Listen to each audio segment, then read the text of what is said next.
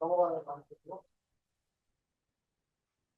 그다음에 이제 좀 딥러닝에 대해서 좀 이제 커버를 해볼 건데요. 아까 말씀드렸던 것처럼 이제 딥러닝 자체가 그 퍼셉트론 그 인공신경학 아이디어에서 나온 거고요.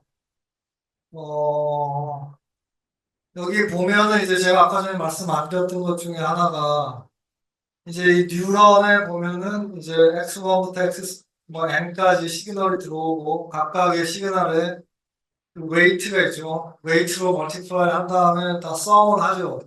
그러면 이 값을 가지고 다음 레이어에 내가 파이어를, 그러니까 신호를 쏠 건지 말 건지를 결정하는 이제 액티베이션 펑션이라는 게 있습니다. 여기 보면 F라는 게 있는데 이게 이제 여러 가지 액티베이션 펑션들이 있어요. 그래서 보면은 이제 뭐 이게 많이 쓰이는 액티베이션 펑션들 중에 하나인데 가령 그 밑에 뭐 렐로, 렉티파이어 같은 경우는 보면은 값이 0보다 작으면은 그 0이고, 그러니까 파이어링 안 하는 거죠, 아무것도.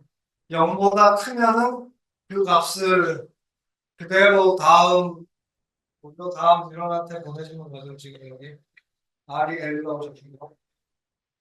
그러면은 저기 있는 시그모이드는 어떤 액티베이션인가요? 그러니까 얘 같은 경우는 이걸 보면은 0이 넘으면은 0.5를 쏘는 거죠. 0이면 0.5라고 나가는 거죠. 그 다음부터 이제 0.5부터 1 사이의 값을 액티베이트 하는 거고, 가령 0보다 작으면 0.5에서 0까지 값을 다음 뉴런한테 보내는 거죠. 근데 이거는 뭐죠? 이거는 보면은 0에서 1까지 보내는 거죠. 그러니까 최소값이 0이고 최대값이 1인 0보다 작으면 0에서 0.5, 0보다 크면 0.5에서 1 사이의 값을 다음 뉴런으로 쏘는 겁니다.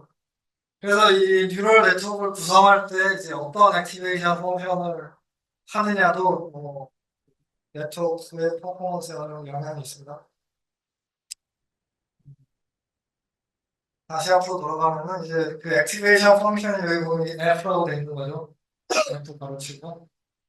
그다음에 여러분들이 이제 딥 뉴럴 딥 러닝이라는 게 이 히든 레이어가 많이 있다는 건데 여기 밑에 보면 이제 간단한 네트워크 아키텍처가 있죠. 제일 앞에 있는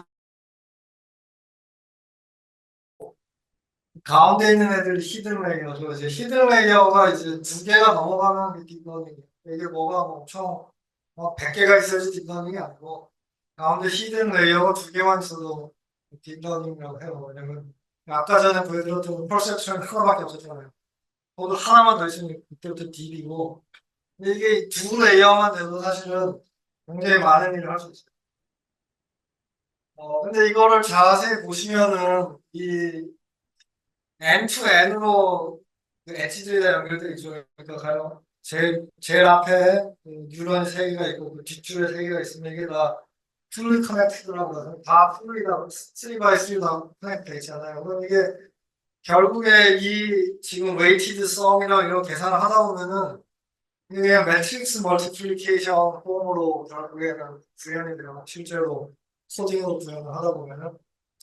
그러면은 이제 GPU가 뭔가 그래픽 프로세싱 유닛이죠. 그러니까 GPU 같은 경우 그래픽이 다 매트릭이잖아요. 그래서 여러분 화면에 보는 매트릭이 있다. 이게 2디멘셔널 매트릭이잖아요. 그래서 그래픽 프로세싱 유닛이 이런 매트릭들을 뭐 곱하고 더하고 이런 거를 엄청 잘하게끔 디자인이 됐던 거예요. 원래 만든 내시당초 컴퓨터 화면에 뭐 그래픽을 뿌려주기 위해서. 그래서 엔비디아가 예전에는 그러니까 CPU나 뭐 이런 거는 테크놀로지가 많이 들어가고 대기업들이 잡고 있어가지고 엔비디아가 들어가지 못해가지고 그러니까 우리는 뭐 인텔 이런 데랑 경쟁이 안 되니까 그런 좀 약간 니치 마켓을 파가지고 이제 그래픽 프로세싱 유닛을 엔비디아가 이 사람 파고 들어간 거죠. 그래서 그게 사실 작은 마켓이라서 큰 빅플레이어들은 사실 뭐 별로 신경 안 썼어요. 뭐 게임 많이 하는 애들이나 뭐 그래픽 카드 사서 쓰고.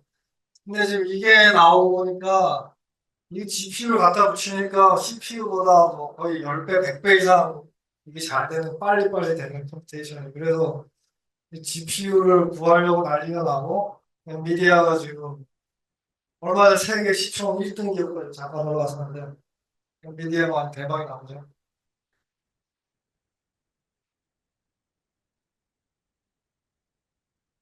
그다음에 이제 제가 말씀드렸던 챗GPT도 클래시피케이션이라고 했었잖아요. 그러니까 실제로 하다 보면 이제 클래시피케이션 알고리즘, 클래시피케이션 태스크를 ML로 만드는 경우가 엄청나게 많아요. 그러면 아까 제가 보여드렸던 그 스퀘어 에러는 이해가 잘 갔었죠. 그거 엄청 쉬웠죠. 그냥 예측값이랑 실제 값의 차이를 그냥 제곱해버린 거가 에러니까. 요거는 뭐 사실 크게 복잡한 건 아니에요. 이것도 사실 간단한 건데 여기 포뮬러에 보면 이제 t는 실제 값이고 p는 예측 값이에요. 근데 예측 값을 왜 p라고 했냐면 이게 제가 아까 말씀드렸던 것처럼 확률 값으로 probability로 예측을 한다는 거죠. 이게 고양이일지 뭘지 확률 값으로 나오기 때문에 예측된 확률 값이 p죠.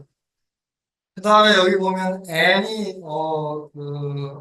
클래스의 그러니까 카테고리의 개수예요. 그래서 예제를 하나 들어보자면은 그러니까 고양이, 호랑이 둘 다 아닌 세 가지 카테고리가 있는 클래시피케이션 프로블럼 하면은 클래스가 세 개죠. 여기에 포뮬러 보면 n이 3죠. 그 다음에 이제 뭐 하나의 예를 들어 고양이가 있는 그림이었다. 그러면은 이제 실제 값은 이게 실제 하는 거니까 이건 확률이 1이죠. 1. 실제 고양이 있으니까. 실제 값은 이게 잘못 적어놨네. 근데 하여튼 이 제가 앞에 게 호랑이니까 0이고 그다음에 고양이가 있으니까 1이고 둘 다 아니니까 0이죠. 그래서 실제 값은 0, 1, 1이 되고 근데 이제 우리가 ML 시스템을 돌렸더니 예측 값이 뭐 고양이 70%, 호랑이 20%, 둘 다 아니면 10%. 이 예측 값은 항상 다 더하면 100%가 돼야 돼요. 그게 그렇게 알고리즘 돼 있어요. 100% 나오는데 그러면 이게 포뮬러에 집어넣으면은 이제 고양이 맞죠? 그러니까 실제 값이 1이죠. 근데 예측한 게 70%는 0.7이죠. 로그 0.7 하면은 여기 오면은 대충 이쯤 오죠. 그러면 0.2 마이너스 0.2 정도 되는데 그러면 저 앞에 마이너스가 있으니까 여기 0.15구나. 15인데 앞에 마이너스가 있으니까 마이너스에서 0.15가 되겠죠. 근데 실제가 고양인데 예측값을 고양이의 20%, 호랑이 70% 이런 식으로 예측을 해서 이 포뮬러에 넣어보면은 어 그러니까 실제 고양인데 고양이랑 20%라고 예측했잖아요. 0.2잖아요. 0.2면 이제 로그 그래프에서 마이너스 엄청 많이 내려오죠. 그래서 이제 마이너스에 마이너스는 플러스니까 에러 값이 0.7이 되죠. 그러니까 이거 같은 경우는 보시면은 정확하게 맞추면은 1을 맞추면은 0이죠. 그러니까 에러가 안 쌓이죠. 그죠? 근데 틀리면은 틀릴수록 에러가 쌓이는데 그 그래프를 보면은 이제 완전 틀리면 어떻게 됩니까? 그 1인데 그 0이라고 하면 이 값이 그 무한대로 가죠. 지금 로그 그래프에. 그러니까 이거를 완전 틀려버리면은 에러가 어마어마하게 쌓이는 에러 펑션이라고 볼 수 있죠. 그러니까 근데 이거는 사실은 뭐그 로그 펑션이 하다 보니까 이런 특성이 있어가지고 로그를 쓰는 거지. 여러분들이 손으로 아무거나 그려도 돼요, 사실은. 이 에러 펑션. 그러니까 내가 의도하는 바가 의도하는 바에 따라가지고 내가 가령 나는 0.5부터 틀린 거는 나 신경 안 쓰겠다. 그러면은 여러분들 그냥 여기서 그냥 이렇게 그릴 수 있어요. 근데 그렇게 그렸을 때 무슨 현상이 벌어지는지 이제 본인이 책임져야 되죠. 근데 하여튼 일단 메커니즘은 이렇게 되어 있습니다. 그래서 이 크로스 엔트로피 같은 경우가 거의 딥뉴럴 네트워크에서 제일 많이 쓰는 에러 펑션이기 때문에 여러분들이 뭐 논문이나 책이나 보다 보면 앞으로 많이 보게 될 거예요. 그래서 이 딥뉴럴 네트워크가 왜 파워풀한가 하면은 이게 Universal Approximation Theorem이라고 이런 게 있는데 뭐냐면은 인공신경망을 충분히 복잡하게 만들고 충분히 깊게 만들고 충분한 데이터가 있으면은 거의 어떻게 생긴 함수라도 거의 근접하게 이게 어프락시메이션 할 수 있다. 뭐 그런 거예요. 그러니까 근데 이건 이제 뭐 여기 조건이 많이 붙어 있죠. 충분한 데이터 그리고 충분한 뉴런의 개수 구조. 그래서 지금 이게 충분한 데이터랑 충분한 이 뉴런이 많다는 얘기는 사실 트레이닝 할 때 컴퓨팅 리소스 많이 들어간다는 얘기죠. 그래서 여기 보면 뭐 이상하게 생긴 함수들 많이 있잖아요. 뭐 이것보다 더 아무리 이상하게 그려도 데이터만 많이 있으면은 그딥 뉴럴 네트워크가 그 펑션을 거의 똑같이 흉내낼 수 있습니다. 그래서 뭐 요새 보면 이미지도 만들고 비디오도 만들고 뭐 음악도 다 만들잖아요. 그 데이터만 많이 있으면은 그렇게 좀 되는 거죠. 그러면 지금까지 주로 보여주었던 거는 이제 피드 포워드 네트워크라고 그래가지고 제일 왼쪽에 있는 이렇게 그냥 이렇게 모두 층층이 쌓은 거죠. 층층이 쌓은 건데 1차원적으로, 2차원적인데 2차원적으로 쭉쭉 쌓은 거가 저게 이제 가장 간단한 형태고 이 뉴런을 쌓는 데는 뭐 제약이 없어요. 자기 마음대로 쌓으면 돼요. 그래서 가령 이미지 인식하는 뭐 컴퓨터 비전 같은 경우는 그림 자체가 2차원이잖아요. 그러니까 이 뉴런을 이런 식으로 평판처럼 깔아가지고 여기 보면 이게 뉴런이 2차원으로 판이 뉴런이 2차원으로 깔려 있는데 자기랑 가까운 데 있는 지역의 밑에 셀들이 그쪽으로 인풋이 들어가죠. 이거는 이제 이미지 인식을 위해서 이런 식으로 약간 2차원적으로 쌓은 거예요. 그러니까 이거를 이제 쌓는 방식은 뭐 여러분들의 상상할 수 있는 여러 가지로 쌓을 수가 있는데 그 중에 이제 특정 방식으로 쌓는 것 중에 하나가 트랜스포머예요. 그러니까 이런 뉴런을 연결하는 하나의 방법이 트랜스포머고 그 안에 이제 여러 가지 좀 수학적으로 뭔가 조작을 해주는 것들이 좀 군데군데 들어가 있긴 하지만 근본적으로는 그냥 이 뉴런을 특정 형태로 쌓아 놓은 것이다, 연결해 놓은 것이다라고 보면 됩니다. 그러니까 트랜스포머도 사실 이 뉴런을 연결한 거고 아까 말씀드렸던 프로젝션부터 여기까지 온 거죠. 네. 그러면 아까 전에 이제 이런 신경망을 어떻게 트레이닝 할 것인가. 이제 여기서 이제 뭐 프로퍼게이션 방법이 아까 전에 나왔다고 했잖아요. 이거 같은 경우는 일단 처음에 모델 트레이닝 할 때 여기는 W랑 뭐 이런 걸 다 랜덤하게 처음에 다 셋업을 해요. 그러니까 W 뭐가 될지 모르니까 그냥 랜덤 숫자를 넣어. 그 다음에 인풋을 넣고 그 랜덤 컴퓨테이션 해가지고 뭐 아웃풋이 나올 거 아니에요. 근데 내가 이 데이터를 넣었을 때 기대하는 값은 1인데 이 랜덤 웨이트 네트워크에서 뭐 0.1이라고 나왔어요. 내가 원하는 값은 1이 되려면은 웨이트를 늘려줘야지 1이 되겠죠.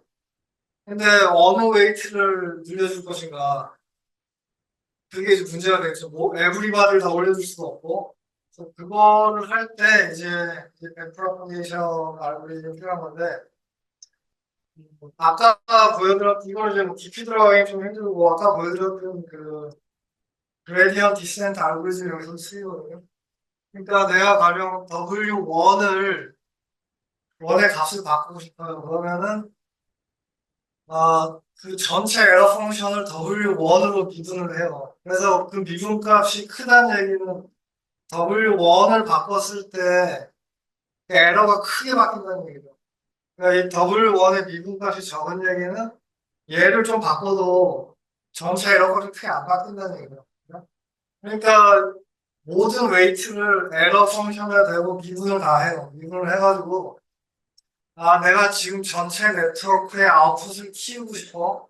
그러면은 이제 미분값이 큰 애랑 미분값이 작은 애를 그걸 미분값을 보고 그거에 맞춰서 조정을 하는 거니까 그 미분값을 비례해서 그게 이제 백프로퍼게이션의 하이 레벨 아이디어고 그래서 뭐 지금 제가 말씀드린 게 이런 거죠. 그러니까 처음에 뭐 네트워크를 랜덤하게 웨이트를 뭐 0.1, 뭐 0.1을 해놓고 인풋이 2, 3 들어왔는데 하여튼 아웃풋이 0.19가 나왔어요. 근데 실제 값은 1이 나와야 돼요. 그러면 이제 제일 저기 아웃풋에서부터 뒤로 돌아가면서 그 미분 값들을 써가지고 이 웨이트들을 다 조정해가지고 저 밑에까지 웨이트를 조정하는 거죠. 그러면은 이게 3번 한 거죠. 그러면 또 다음 데이터가 들어오면은 그 데이터를 가지고 이걸 또 하고 또 하고 또 하고 끝없이 이 네트워크에 가서 계속 조정해 가는 게 이제 트레이닝 과정이라고 보겠습니다. 그러면은 이제 이 딥러닝이 왜 다른 기계학습에 비해서 많이 쓰이느냐 보면은 보통 다른 전통적인 기계학습 같은 경우는 데이터를 늘리면 늘릴수록 성능이 올라가지 않아요. 그러니까 처음에는 여기 왼쪽에 오른쪽에 그래프 보면은 제일 밑에 그레이 라인이 트래디셔널 기계학습이죠. 저 같은 경우 처음에 이제 데이터 양이 늘어나면은 성능이 좀 올라가죠. 근데 어느 순간이 되면은 이제 더 이상 성능이 안 올라가요. 데이터를 더 집어넣어도.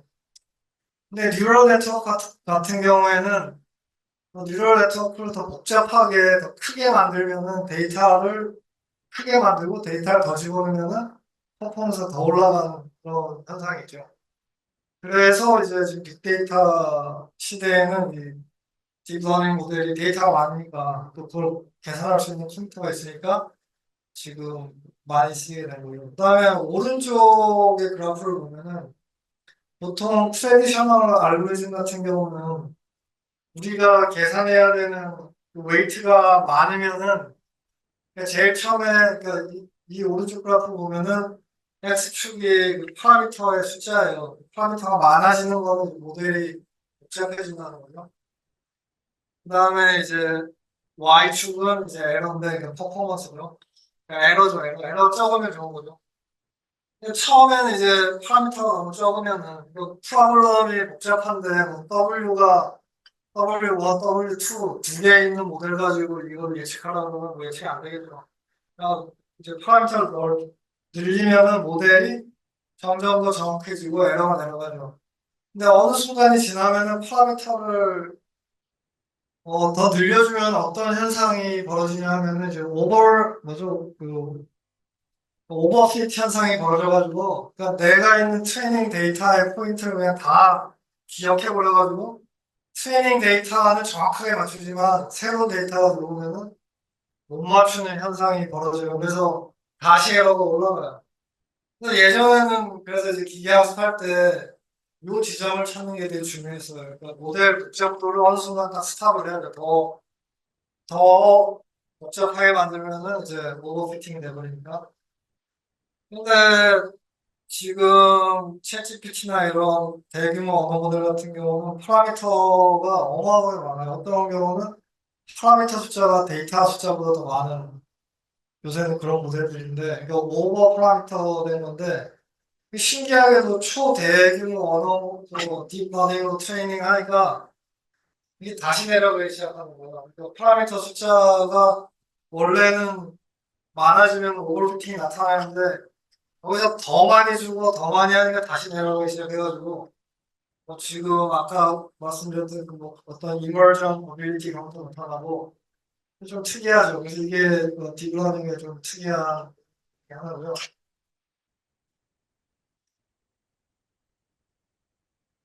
그 다음에 또뭐 전통적인 기계학습 같은 경우는 사실은 그 데이터가 있으면 그 데이터를 그대로 쓰는 게 아니고 사실 사람이 그 데이터를 많이 마사지를 했어요.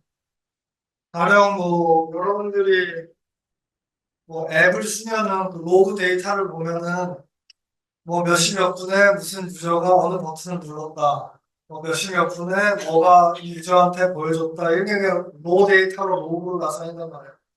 그러면 그거를 그냥 기계학습한테 그냥 주고 네가 CTR을 예측해봐 이러면 예전 같은 경우에는 그런 식으로 안 하고 CTR을 사람이 계산해줘요. 그러니까 이 컨텐츠가 이 사람한테 10번 보여줬는데 얘가 한 번 클릭했다. 그러면 CTR이 10%죠. 10번 방문했으니까. 그래서 그걸 사람이 프로세싱 해가지고 이 컨텐츠, 이 유저는 CTR이 10%, 이걸 미리 계산을 다 해줘요. 사람이. 계산해가지고 그렇게 뽑은 데이터를 기계학습한테 주고 아까 말했던 뭐 리니어 리그레션 이런 걸 트레이닝 한단 말이에요. 근데 이 딥러닝은 그런 걸 또 지가로 다 하는 거예요. 그냥 로 데이터를 그냥 최대한 많이 집어넣어주면은 아까 그 레이어가 쭉 있잖아요. 그러면 그 중에서 뭐 세컨 레이어, 서드 레이어 이런 쪽에서 지가 알아서 CTR을 계산해가지고 네 번째 레이어에다가 CTR 값지가 알아서 넘겨준다든지 이런. 근데 그 전에는 사람이 생각하지 못했던 되게 유용한 시그널 피처들도 지가 알아내는 경우가 많이 있죠. 그래서 이제 딥러닝 같은 경우는 전통적인 기계학습 할 때는 이제 그 기계학습 엔지니어들이 사실 이런 시그널을 다시 계산하고 뽑아내는 이제 피처 엔지니어링이라고 하는데 이런 일을 하는 게 사실 업무의 거의 뭐 7, 80%가 그런 거였는데 딥러닝은 이제 그런 게 필요 없고 그냥 데이터만 많이 주면 지가 알아서 합니다. 그래서 제가 말씀드렸던 이런 큰 데이터를 넣을수록 성능이 더 좋아지는 거, 그다음에 이런 피처 익스트랙션 할 필요 없는 거 이런 게 이제 굉장히 장점이고 그래서 사실 보면은 뭐 옛날 엔지니어보다 딥러닝 엔지니어는 하는 게 없어요. 그냥 데이터 모아가지고 그냥 블랙박스에 좀 던져버리는 약간 그런 느낌이긴 한데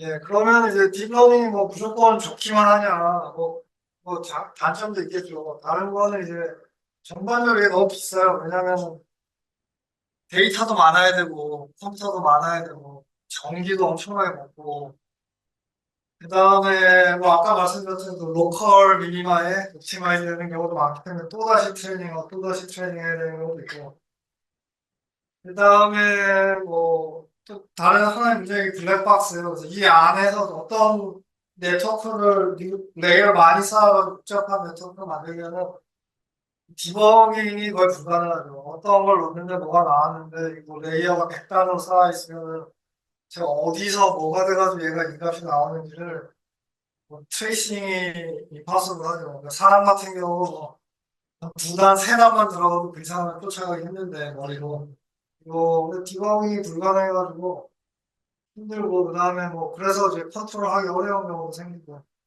아까 제가 말씀드렸던 것처럼 뭐 인간 두뇌가 과연 이런 식으로 움직일 것인가 생각해보면 사실 좀 회의적이죠. 사람 두뇌는 뭐 이것보다 훨씬 복잡하고 훨씬 어려운 일도 훨씬 싸게 할 수 있는데 이런 식으로 안 만들어져 있겠죠. 뭐 그런 생각이 들죠. 그래서 오른쪽에 뭐 그런 뭐 일론 머스크 같은 경우는 굉장히 낙관론자죠. 그래서 이분은 뭐 맨날 뭐 다음 달에 뭐 자율주행 나온다고 그러고 그 다음 달에 나온다고 그러고 그러니까 이분은 뭐 이제 그 뭐죠 AGI도 금방 만들 수 있다 그렇게 얘기하는데 이제 양락풍 같은 경우는 좀 약간 회의론자 비슷하게 됐는데 이분은 이제 메타의 AI 뭐 총괄 하시는 분인데 지금은 뭐 뉴욕 대학교 교수로 계시는데 이분은 그쪽 우리 생각 안 하죠. 그러니까 이분 같은 경우는 이제 LLM이 할 수 있는 게 되게 제약돼 있고 이걸로 아까 저쪽 학생이 물어봤던 뭔가 뭐 넥스트 레벨의 AGI가 뭐 이런 식의 어프로치는 안 될 거라고 생각하시는 분이고 제가 아까 말씀드렸던 예제처럼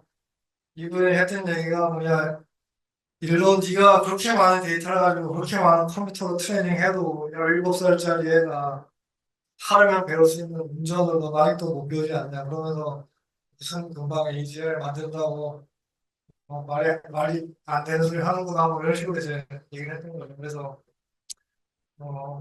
근데 아까 제가 또 약간 선행발성으로 싱귤레러티 오고 있다, 익스포넨셜리 그로스한다. 또 그렇게 생각하면 또 일론 머스크 얘기처럼 될것 같기도 하고, 뭐 될 것 같기도 하고 안 될 것 같기도 하고 뭐 모릅니다. 근데 이제 AI 발전 속도가 무지하게 빠른 건 사실이죠.